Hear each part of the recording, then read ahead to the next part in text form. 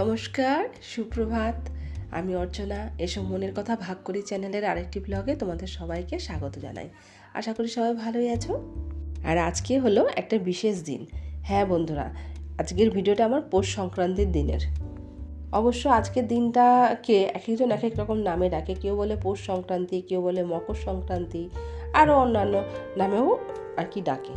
আর আজকের এই দিনটাকে ঘিরে একটা কাহিনীও আছে। ছোটোবেলায় দাদু ঠাকুমাদের মুখে শুনেছি আজকের দিনটাতেই নাকি রাজা ভগীরথ তার পূর্বপুরুষদের উদ্ধার করার জন্য মা গঙ্গাকে কপিলমুনির আশ্রমে নিয়ে আসেন। আর সেখানে মা গঙ্গা সাগরের সঙ্গে মিলিত হন, সেই জন্য ওই জায়গাটার নাম হচ্ছে গঙ্গাসাগর। আর আজকের দিনে তো বাঙালির ঘরে ঘরে পিঠে পুলি খাওয়ার একটা উৎসব চলেই, তো সেই জন্য আমার ঘরেও তো কিছু পিঠে করতে হবে। সেই জন্য আমি তো চিতই পিঠা করবো, কারণ রূপুর বাবা চিতই পিঠা খেতে খুব ভালোবাসে। আর সেটা হলো মাটির সরাই। আর যেই সরাটা যেটা আমি এখন সোজা করলাম, এটা আমার ছাদে অনেক দিন থেকেই ছিল। এটা একটা ভোগের সরা। আমার এতদিন ধরে খেয়ালই নেই যে উপরে একটা সরা রয়েছে। আর এটাকে তো সেদিকে নতুন কিনে নিয়ে আসলাম, তো সরাগুলো তো ফেটে যায়। গ্যাসে বসালে সেই জন্য ভালো করে পেছন দিকটাতে মোটা করে মাটির লেপ দিয়ে একটু রোদে শুকোতে দিয়েছিলাম। সেই জন্যই এখন এইগুলো নিয়ে যাব, তো তোমাদেরকে একটু দেখালাম আর এখান থেকে ভিডিওটা শুরু করলাম। আমি দুটোতেই লেপ দিয়ে নিয়েছি মাটির, যদি কোনো একটা ফেটে যায় তখন আর একটা ব্যবহার করতে পারবো। আর আজকে না অনেক বাড়িতেই বাস্তু পুজো হয়। আমার বাপের বাড়িতেও বাস্তু পুজো হয়, এবারও হচ্ছে, প্রত্যেক বছরই হয়। বাস্তু পুজো নাকি করতেই হয়। আমরা ছোটোবেলার থেকে দেখে আসছি আগের দিন একেবারে গোবর দিয়ে, যাকে উঠোন নিকোনো আর কি, গোবর দিয়ে ভালো করে উঠোনকে একদম পরিষ্কার করে ঝেঁটা দিয়ে প্রলেপ দিয়ে দিয়ে লেপে নেওয়া হতো। আর সেটা যখন সারাদিনে পুজোটা কেমন হয়, সকালবেলায় যে উঠোনটা দেখতে ভালো লাগে, পাশে একটা কলা গাছ পোতা হয় আর একটা গর্ত করে আর কি মাটি দিয়ে উনুন তৈরি করা হয়। ঠাকুরমশাই এসে সেই পাটকাঠি জ্বালিয়ে ওই উনুনের মধ্যে সরার মধ্যে হোক কি পিতলের গামলার মধ্যে হোক পায়েস বানায়। আর সেই পায়েসটা যে খেতে এত ভালো হয় না। আর আমার শ্বশুর বাড়িতেও বহু আগে নাকি পুজোটা হতো, অনেক বছর ধরেই বন্ধ হয়ে গেছে। তবে এখন যে নিয়মটা আছে, এই পৌষ সংক্রান্তির দিন, চৈত্র সংক্রান্তির দিন রান্নাবান্না করে নিরামিষ খেতে হয়, নিরামিষ রান্নাবান্না করে কাককে দিতে হয়। তবে একদম সকাল সকাল স্নান করে নিতে হয় আজকের দিনে। একদম ঘুম থেকে উঠে আগে স্নান সেরে পরিষ্কার পরিচ্ছন্ন হয়ে তারপর রান্নাঘরে আসতে হয়। আর রান্নাঘরও আগের দিন সব মাছ মাংসের মূলো খাওয়ার, এটাকে অনেকে মূলো সংক্রান্তিও বলে, সমস্ত কিছু আর কি ধুয়ে মুছে রান্নাঘরকে পরিষ্কার করে নিতে হয়। আর আজকের দিনে ওই দই, চিড়ে, তিলোয়া, কদমা এগুলো দিয়েও ঠাকুরকে পুজো দিতে হয়। তখন ঠাকুরকে, যখন ঠাকুরের জন্য বেড়ে এগুলো পুজো দিয়ে ঠাকুরকে আবার ঠিক এই সমস্ত জিনিসগুলো কাকের জন্যও বাড়তে হয়। সকালবেলা একবার দই, চিড়া, তিলোয়া, কদমা এগুলো দিয়ে কাককে দিতে হয়। তারপরে রান্নাবান্না সারা হলে কাকের জন্য তুলে তাদের কাককে খাইয়ে, মানে কাককে দিয়ে এসে তারপরে আমাদের খাওয়ার নিয়ম। তো আমিও সকাল সকাল স্নান টান সেরে রান্নাঘরে ঢুকে গেছি। শুধু আমি কেন, সবারই আজকের দিনে তাড়াতাড়ি স্নান করে নিতে হয়। তবে আমার বাপের বাড়িতে এই বছরও পুজো হচ্ছে। তো পুজোর ওখানে হয়েও গেছে ওদের এই পুজো। তো আমার দাদা এক ভিডিও পাঠিয়েছে, তো আমি পারলে তোমাদের এর সঙ্গে জুড়ে দেবো একটা ক্লিপ। আর এই তো বন্ধুরা, এই হলো আমার বাপের বাড়ির উঠোন। এই যে মা দাঁড়িয়ে আছে, এই যে নীল শাড়ি পরা, এটা আমার কাকিমা, কাশি বাজাচ্ছে আমার বাবা। আর ওই যে মোবাইল হাতে আমার ভাইয়ের বউ। আর এই কালো জামা পরা, এটা হলো আমার ভাইজি। আর লাল জামা পরা, এটা ভাইজির বান্ধবী। দেখো মোবাইল হওয়াতে কত সুবিধে হয়েছে। তো সবাইকে জানাই শুভ সন্ধ্যা। চলো, সন্ধ্যে তো হয়ে গেছে, এবারে তাড়াতাড়ি করে পিঠে পুলি করতে আরম্ভ করি। আর এই যে বাটিটা দেখছো, এই বাটিটার আড়াই বাটি আমি নিয়েছি চালের গুঁড়ো। তবে চালের গুঁড়োটাকে অতি অবশ্যই কিন্তু ছেলে নিতে হবে। মা ঠাকুমার কাছ থেকে আমি কীভাবে চিতই পিঠা বানানো শিখেছি, ওদেরটা দেখে দেখেই শিখেছি, সেটাই আজকে তোমাদেরকে দেখাবো। এ দেখো, চালের গুঁড়োটা তো আমি চেলে নিয়েই নিয়েছি। এবারে এর মধ্যে পরিমাণ মতন একটু লবণ দিয়ে দেবো। তারপর লবণটা দিয়ে ভালোভাবে চালের গুঁড়োর সঙ্গে একটু মিশিয়ে নেব। তবে আমি কিন্তু আগেই তোমাদেরকে বলে দিচ্ছি, আমি কিন্তু অত দক্ষ কারিগর নই।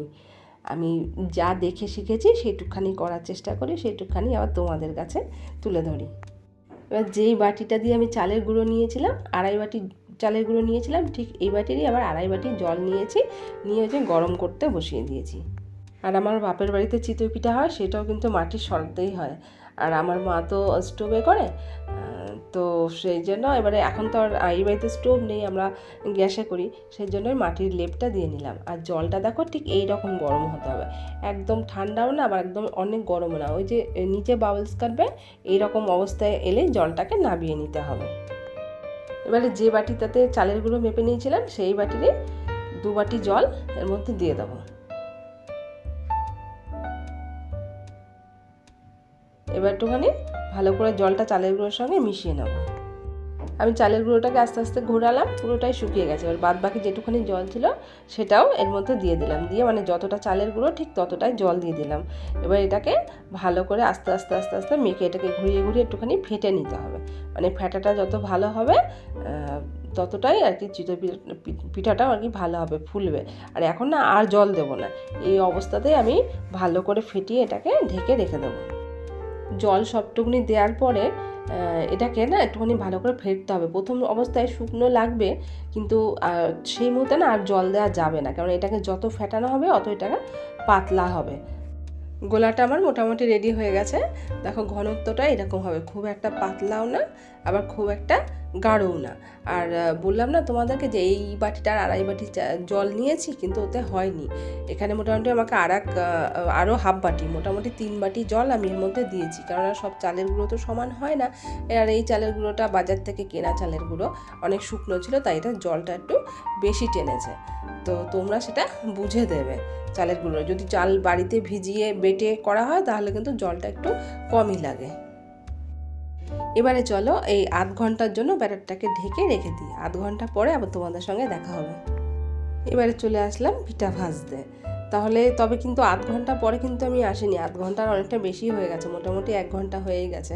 এসে ঢাকনাটা সরিয়ে দেখছি যে ব্যাটারটা অনেকটাই গাঢ় হয়ে গেছে। তখন আবার এই হাতাটার আরও 3 হাতার মতন উষ্ণ গরম জল আমি এর মধ্যে মিশিয়ে নিয়েছি।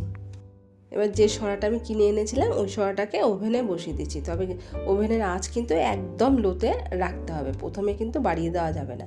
আর একদম প্রথমে না এই সরাটার ভেতরে একটু ভালো করে তেল একটুখানি মাখিয়ে নিতে হবে। মানে মোটামুটি সব রেডি, চলো এবার ঠাকুরের নাম নিয়ে পিঠাটা ভাজা শুরু করি। আর যতবারই ব্যাটারটা নেব না, এই হাতাটা দিয়ে ভালো করে নাড়িয়ে তারপরে নিতে হবে। প্রথমবার একটু ছোট করে দিয়ে দিলাম। এবারে এটাকে একটা ঢাকনা দিয়ে, ওই সরা মাটির যে ঢাকনাটা আছে ঢাকনাটা দিয়ে ঢেকে দেবো। তবে ঢাকনাগুলো ভালো হওয়া দরকার, কিন্তু এখন ঢাকনাগুলো আর সেইভাবে ভালো পাওয়া যায় না। এই সাইডগুলো দেখো ফাঁকা ফাঁকা থেকে যাচ্ছে, জানি না কীরকম হবে। আর একটু জল দিয়ে দিচ্ছি। জলটা দিই কেন, এই যাতে ঢাকনাটা অতিরিক্ত গরম হয়ে তো ফেটে যাবে, আর ওপরেও একটু জল দিতে হবে যাতে গরম হয়ে গেলে ঢাকনাটা না ফাটে। জলটা ওই গরম হবে ঢাকনাটা, ততক্ষণে জলটা শুকিয়ে যাবে, অ্যাডজাস্ট হয়ে যাবে, ওটা ফাটবে না। প্রথমবার একটু ছোট করে দিয়েছি, তো 1 মিনিট পরে ঢাকনাটা খুলে দেখবো হয় কি না। আর এই যে থালাটা দেখছো, থালার মধ্যে একটু জল নিয়ে নিয়েছি, জলটা একটু উষ্ণ গরম, কারণ এই ঢাকনাটা যখন আমি তুলবো না, তুলে এই জলটার মধ্যেই রাখবো। এই ঢাকনাটাকে তুলে কোনো এমনি মেঝে ফ্রিজের মধ্যে মানে এরকম মেঝেতে, ঠান্ডা মেঝেতে রেখে দেবো না, তাহলে এটা ফেটে যেতে পারে, কারণ এটা তো অনেক গরম হয়ে যাবে, গরম থেকে দুম করে ঠান্ডা লাগলে ফেটে যাবে। সেই জন্য ওইখানে একটু উষ্ণ গরম জল নিয়েছি, ওর মধ্যে ঢাকনাটা রাখবো। 2খানা চিতই পিঠে আমার তোলা হয়ে গেছে। আর এটা হলো প্রথমবারের পিঠে, এটা একটু ভালো মতন উঠতে আর কি চায়নি, লেগেছিল একটু নিচের দিকটা, এক সাইডটা ভালোভাবে উঠে গেছে। আর এটা হলো 2য় নম্বর পিঠে, এটা আবার বেশ ভালোই উঠেছে, মানে প্রথমবারটা একটু অসুবিধাই হয়। আর পেছন দিকটা দেখেছো কি সুন্দর হয়েছে কালারটা, আর বেশ শক্তও হয়েছে, পেছন দিকটা মচমচে হয়েছে। দেখো কি সুন্দর জালিদার হয়েছে, বেশ ছিদ্র ছিদ্র। এইভাবে এরকম করে করে দুধের মধ্যে ভেজালে না খুব ভালো। আর পেছন দিকটা দেখো যেমনি কালার এসছে তেমনি মচমচে হয়েছে। একটা সরার মধ্যে করতে থাকলে না অনেক সময় লেগে যাবে, সেই জন্য আমি 2খানা সরাই বসিয়ে দিয়েছি। একটা ওই ঢাকনা দিয়ে ঢেকেছি, একটা ওইটা দিয়ে ঢেকেছি। আর এর মধ্যে না আমার কটা পিঠে করা হয়েও গেছে। আর পেছন দিকটা না বেশ মচমচে হয়েছে সব কটা। এই যে পেছন দিকটা দেখলে না একটু পোড়া পোড়া মচমচে শক্ত শক্ত হয়ে গেছে। দুপুর বাবা এই জিনিসটা খেতে ভালোবাসে, একটা পোড়া মাটির একটা গন্ধ পাওয়া যায়। আর এইটা এই ঢাকনা দিয়ে করেছি। এই ঢাকনাটা দিচ্ছি ঠিকই, তবে ঢাকনা না ভালো না, সাইডগুলো ফাঁকা হয়ে থাকছে। এই দেখো সাইড দিয়ে একটুখানি নাড়া দিলেই কি সুন্দর উঠে আসছে, দেখেছ? এরকম 4 সাইডটা একটুখানি নাড়া দিয়ে আলগা করে আর একটু সময়ের জন্য এটা রেখে দেবো, কারণ মাঝখানটা একটু কাঁচা আছে, ওই জায়গাটা হয়ে গেলে তারপরে তুলে নেবো।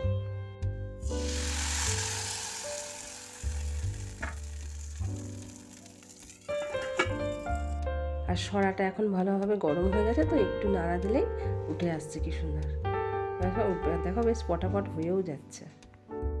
আর একটা করে পিঠা তোলা হয়ে গেলেই না সরার ভেতরটা একটু ন্যাকড়া দিয়ে মুছে পরিষ্কার করে নিতে হবে। আর যতবারই এই গোলাটা নেব না, এরকম হাতা দিয়ে ভালো করে নেড়ে নিয়ে তারপরে দিতে হবে, নাহলে চালের গুঁড়ো তো ওই একদম নিচে গিয়ে জমে থাকবে, সেই জন্য ভালো করে নেড়ে নেড়ে তুলতে হবে। ওই মাটির ঢাকনাটা না খুব একটা ভালো না, ফাঁকা থাকছে, সেই জন্য আমি এই বাটিটাকে নিয়ে নিয়েছি, বাটি দিয়ে ঢাকছি। দেখো এখন বাটি দিয়ে ঢেকে ঢেকে করছি, তো দেখো কি সুন্দর কতটা ফুলে উঠছে। আর ওটা দিয়ে না হাওয়া আর কি পাস করছিল, সেই জন্য ফুলতে চাইছিল না। আর এই যে ঢাকনাটা নিয়েছি, ঢাকনাটাও কিন্তু খুব একটা সুবিধা না। দেখো যেটাতে বাটি দিয়ে ঢাকছি সেটা কি সুন্দর ফুলে উঠছে। আর এটা যেহেতু ঢাকনাটা দিয়ে ঢাকছি, ভালোভাবে ফুলতে চাইছে না, কারণ ঢাকনাটা দিলেও নিচ দিয়ে ফাঁকা থেকে যাচ্ছে, সেই জন্য ওটা ফুলতে চাইছে না। তাই আমি দুদিকে দুখানা বাটি দিয়ে এখন করব। পিঠা যখন করতে শুরু করা হয় না, যদি বেশ সুন্দর হয়ে যায়, মানে উঠে আসে, লেগে ঠেকে না যায়, তাহলে করতেও বেশ মজা লাগে। তখন মনে হয় যেন আরও করি। তাহলে দেখো বন্ধুরা, আমি এখন এই বাটি দুটো দিয়ে ঢেকে ঢেকে করছি। মাটির ঢাকনা সবই গেল বৃথা। এখন এই বাটি দুটোই হয়েছে আমার সম্বল। বাটিটা গরমই রয়েছে, দুখানা বাটি দিয়ে দুদিকেরটা ঢেকে দিচ্ছি। আর সুন্দরভাবে দেখো ফুলে উঠছে বাটি দিয়ে ঢাকাতে, যে হাওয়াটা বেশ পাস হচ্ছে না, ফাঁকা থাকছে না, সেই জন্য ফুলে উঠছে। চলো আর একবার গোলাটা দিয়ে তোমাদেরকে দেখাই আমি কি করে বাটি দিয়ে ঢাকছি। এই দিয়ে দিলাম, এবারে বাটিটা দিয়ে ঢেকে দেবো। মোটামুটি 2 মিনিটের মতন রাখলেই হয়ে যাচ্ছে, 1.5 মিনিট কি 2 মিনিট ধরে রাখলেই হয়ে যাবে। বাটিটা তুলে নিয়েছি, এবার চলো এই দেখো, দেখেছো খুন্তিটা দিয়ে তোলাতেই উঠে আসলে, কারণ না সরাটা খুব ভালো গরম হয়ে গেছে, তো একদম তাড়াতাড়ি উঠে যাচ্ছে। আর এই দেখো পেছন দিকটা দেখেছো, এরকম একটু শক্ত করকরে হলে ওর খুব পছন্দ হয়, মানে রুগুর বাবার খুব পছন্দ হয়। এই জিনিসটা খুব ভালোবাসে, বেশ করকরে থাকবে, মাটির গন্ধ থাকবে। চলো এবার বাটিটা কি করে তুলছি সেটা তোমাদেরকে দেখায়। বাটিটা তুলে দেখাই, দেখো দেখেছো কি সুন্দর ফুলে উঠেছে। আর আমার পিঠাগুলো কিন্তু নিচের দিকটা শক্ত করকরে হচ্ছে, তাই বলে পুরো পিঠাটা কিন্তু শক্ত না, এই ওপর দিকটা কিন্তু নরম, নিচের দিকটা বেশ শক্ত করকরে মুচমুচে, আর ওপর দিকটা নরম। চলো এটাকেও তুলে নিয়ে হয়ে গেছে। এই দেখো দেখেছো কি সুন্দর উঠে আসলো। আর দেখো কি সুন্দর জালি জালি হয়েছে। আর পেছন দিকটা বেশ শক্ত করকরে, আর সামনের দিকটা নরম। দেখো চিতই পিঠা তো মোটামুটি যে পাতলা ঝোলা গুড়টা হয় না, খেজুরের গুড়, সেটা দিয়ে খাওয়া হয়, কিন্তু ধনে পাতার একটা চাটনি হয় না, সেই ধনে পাতার চাটনিটা দিয়ে খেলেও কিন্তু খুব ভালো লাগে চিতই পিঠা খেতে। তো রূপুকে বলেছি ধনে পাতার চাটনি করতে, রূপু ওই চাটনিটা দিয়ে খেতে খুব ভালোবাসে। ধনে পাতার চাটনিটার মধ্যে কি দিয়ে করছি সেটা চলো দেখাই। এর মধ্যে নিয়েছি ধনে পাতা, টক দই, নুন, চিনি, আর একটা গোটা কাঁচা লঙ্কা, আর একটু আদা। এবার এটাকে একটু ঘুরিয়ে নিলে রেডি। চিতই পিঠা আমার ভাজা কমপ্লিট। সবাইকে দিয়ে থুয়ে কয়েকজনকে আর কি পিঠাটা দিলাম, একা তো আর খাওয়া যায় না, কয়েকজনকে দিয়ে থুয়ে। আর এই কটা পিঠা রয়েছে। আর এটা যে চাটনি বানিয়েছে রূপু, সেইটা তো দেখালাম। চাটনিটা বানিয়ে না একটু ছাঁকনিতে ভালো করে ছেঁকে নিয়েছি, ছাবাগুলো ফেলে দিয়েছি, পুরো লিকুইডটা নিয়েছি। আমার ঘরেও সবার খাওয়া হয়ে গেছে মোটামুটি। তবে যার জন্য ভাজলাম চিতই পিঠা, সে ভালো করে খেতে পারলো না, সে সারাদিন কাজ নিয়ে ব্যস্ত। আবার আজকে রাতে তার নেমন্তন্ন, ঘরে এসেছিল, 2টো খেজুর গুড় দিয়ে খেলো, খেয়ে আমরা নেমন্তন্ন বাড়িতে চলে গেল।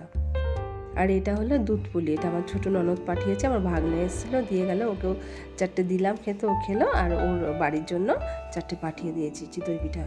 আর এবারে আমি একটুখানি মুখে দেবো, তবে আমি এতটা নেব না, 2টো নিলাম, 2টো 4টে নিয়ে একটু আচার দিয়ে আর একটু খেজুর গুড় দিয়ে খাবো। খেয়ে দেখি এবার মুখে দিয়ে কেমন হয়েছে। এমনিতে তো সবাই রেজাল্ট দিয়েই দিয়েছে ভালো হয়েছে। দেখেছো দেখো পিঠাগুলো কতটা সফট হয়েছে। প্রথমে খাবো এই ধনে পাতার চাটনিটা দিয়ে।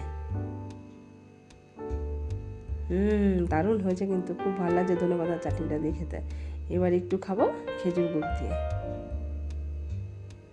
এই খেজুর গুড়টা দিয়েও খেতে ভালো লাগছে। ভেতরটা দেখেছো কি সুন্দর জালিদার হয়েছে। এটাকে যদি আমি দুধের মধ্যে ভেজাতে পারতাম না, তাহলে বেশ ভালো এর মধ্যে দুধটা ঢুকে যেত। তাহলে আমি এখন খাওয়া দাওয়াটা শেষ করে নিই, আজকের মতন এখানেই রাখছি। তোমরা সবাই ভালো থেকো, সুস্থ থেকো, সাবধানে থেকো, সবাই নিজের খেয়াল রেখো।